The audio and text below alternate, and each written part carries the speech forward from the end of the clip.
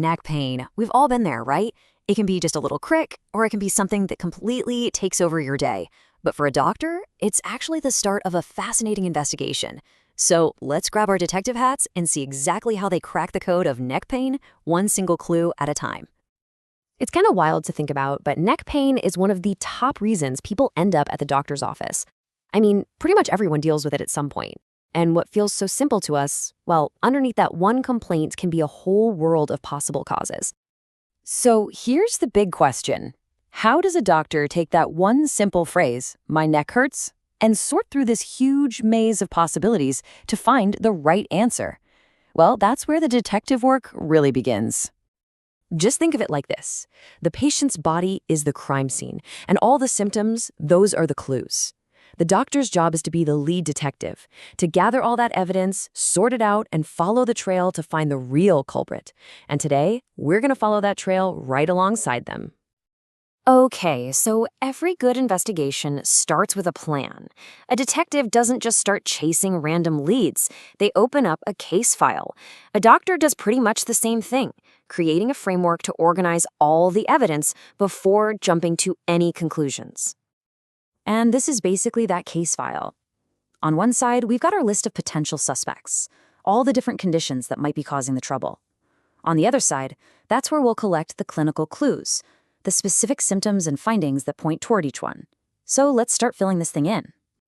We're going to kick things off with the most common offenders, the usual suspects. These are the straightforward mechanical causes that are behind the vast majority of neck pain cases.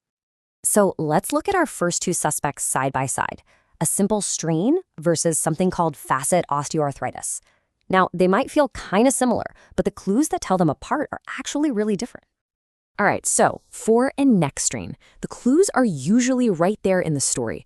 Was there a recent injury, a little fender bender, or maybe, and let's be real, you just slept on it wrong. The big key clue is pain and stiffness that gets a whole lot worse when you try to move your neck. Pretty straightforward, right?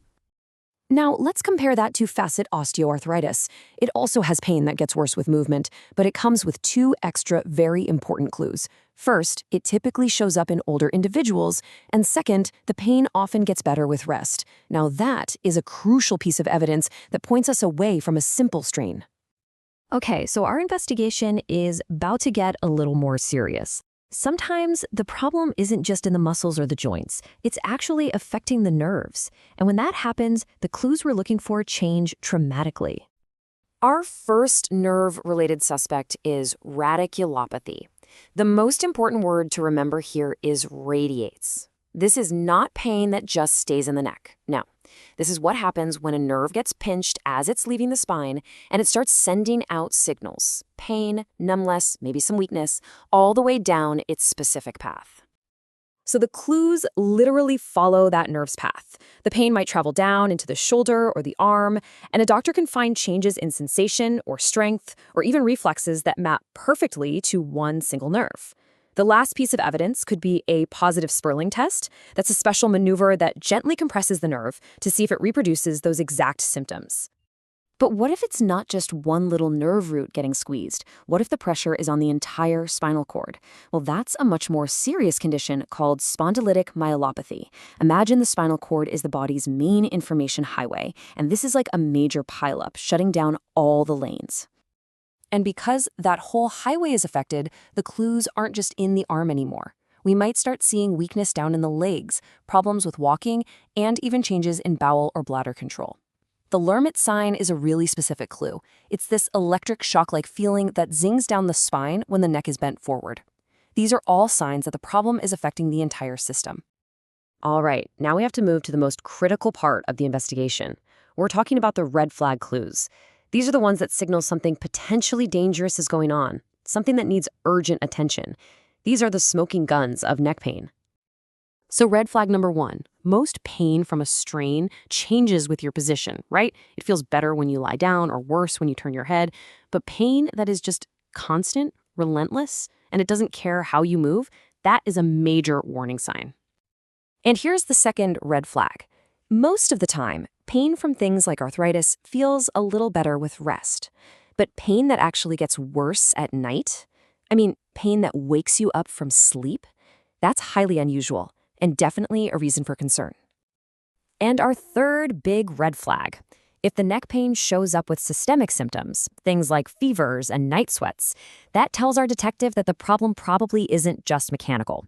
It means the body's fighting something more widespread, maybe like an infection or serious inflammation. Now, when you take those first two red flags together, that constant pain that's worse at night and doesn't change with position, the investigation has to consider a very serious suspect: spinal metastasis. That means cancer that is spread to the bones of the spine. And what about our third red flag, the fevers and night sweats? Well, that points towards vertebral osteomyelitis, which is an infection inside the bones of the spine. Other key clues here would be a history that might put someone at risk, like intravenous drug use, a weakened immune system, or even just another recent infection. But there's another possibility for this kind of systemic pain, an inflammatory condition like spondyloarthropathy. The clues for this one are really unique. It often affects young men. The stiffness is just terrible in the morning. And get this, the pain actually gets better with exercise, not worse. It's a completely different pattern.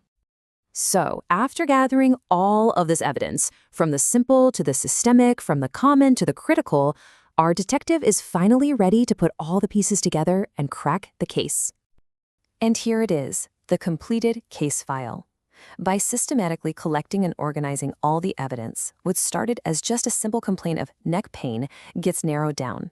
You can see how each condition has its own unique fingerprint of symptoms, from that specific radiating pain that follows one nerve to the telltale fever of an infection. This is the power of differential diagnosis. You know, when it comes right down to it, a diagnosis is really about listening. It's about listening to the unique story the body is trying to tell through all of its symptoms. It's a reminder that every single ache and pain is a clue in a much bigger, more intricate puzzle.